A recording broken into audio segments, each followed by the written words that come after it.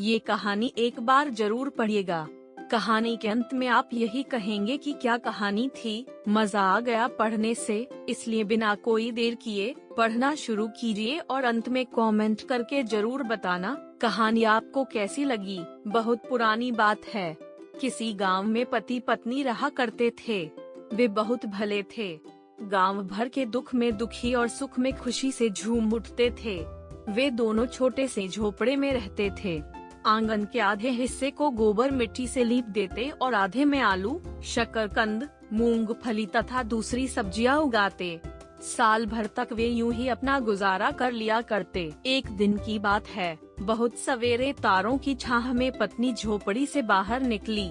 उसने देखा कि एक सफेद खूबसूरत बिल्ली कचनार के पेड़ तले दुबकी बैठी है। वृद्धा ने उसे पुचकारा तो वह उसके पांवों से लिपट गई। पॉप फटने पर वृद्धा पड़ोसी झोपड़े से दूध चावल ले आई। वृद्ध दंपति ने कभी किसी के सामने हाथ नहीं पसारा था, पर सुंदर बिल्ली के लिए वे किसी न किसी तरह दूध का जुगाड़ करने लगे। इसी तरह समय गुजरता गया। सर्दी, गर्मी, पतझड़, वसंत आकर लौटने लगे। उन तीनों की खुशी का ठिकाना नहीं था, पर बिना काम धाम के कैसे चलता। बुढ़ापे के कारण दोनों को चलने फिरने में भी कठिनाई होने लगी। बिल्ली भी भूखी रहने लगी। वह अपने माता पिता के कष्ट को देख नहीं सकती थी। मैं भी जरा बाहर खुली हवा में हो आऊं, बिल्ली ने सोचा। गली के कुत्तों और दूसरे जानवरों से बचती बचाती वह घने जंगल में जा पहुंची। उसने झरने का ताजा जल पिया और देखते ही देखते सुंदर कन्या में बदल गई। वह अपने माता पिता के घर जा पहुंची। बोली, अब मैं आपकी सेवा करूंगी। उन दोनों को कुछ समझ में नहीं आया। अपना पेट भरना मुश्किल हो गया है, अब इस तीसरे प्राणी का क्या होगा। वे दोनों सोच में डूब गए। बिल्ली के एकाएक गायब हो जाने से भी वे परेशान थे। वह कन्या जहाँ जहाँ जाती, आंगन में फूल झड़ने लगते।